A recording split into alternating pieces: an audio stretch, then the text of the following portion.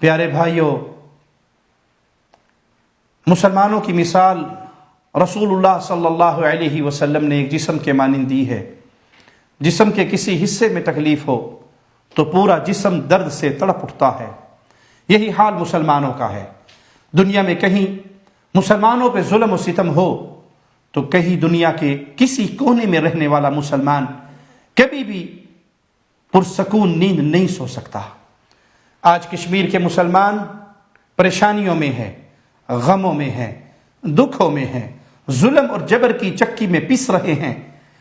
کیسے ہو سکتا ہے کہ ہمارے کلمہ پڑھنے والے مسلمان بھائی پریشان ہوں اور ہم خوشی کی اور آرام کی نیند سو جائیں؟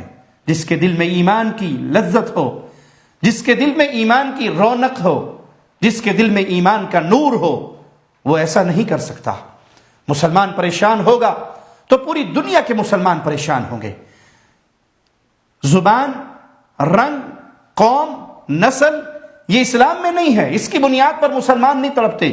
مسلمان کے ہاں بنیاد لا الہ الا اللہ ہے۔ لا الہ الا اللہ پڑھنے والا کالا ہو یا گورا، غریب ہو یا امیر، آزاد ہو یا غلام، دنیا کے کسی کونے میں اسے تکلیف ہوگی تو دھرتی کا ہر وہ بندہ جو لا الہ الا اللہ پڑھتا ہے وہ غمگین ہوگا۔ جس طرح آج پوری دنیا کے مسلمان اپنے کشمیری بھائیوں کے لیے پریشان ہیں، غمگین ہیں۔ جس کے اختیار میں جو ہے اس کو اپنا کردار ادا کرنا چاہیے۔ پوچھنے والا پوچھ سکتا ہے، ہم عوام الناس ہیں، ہمارے پاس تو کچھ نہیں۔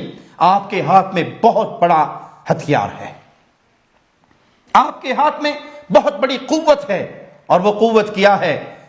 راتوں کو اٹھیے، اپنے ہاتھوں کو بلند کیجئے، اللہ کے سامنے اپنے ان مظلوم، مجبور، کمزور، بے سہارا بھائیوں اور بہنوں کے لیے دعائیں کیجئے۔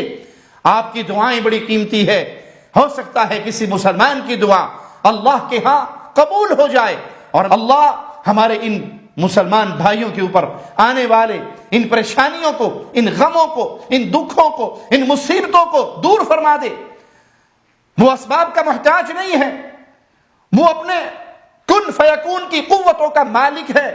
وہ جب چاہے جیسے چاہے اپنے بندوں کی مدد کر سکتا ہے۔ اے اللہ، پوری دنیا کے مظلوم مسلمانوں کی مدد فرما، اور خاص طور پہ کشمیر کے مظلوم مسلمانوں کی مدد فرما۔ اے اللہ، ان کی عزتوں کی حفاظت فرما۔ اے اللہ، ان کے بیماروں کو شفا عطا فرما۔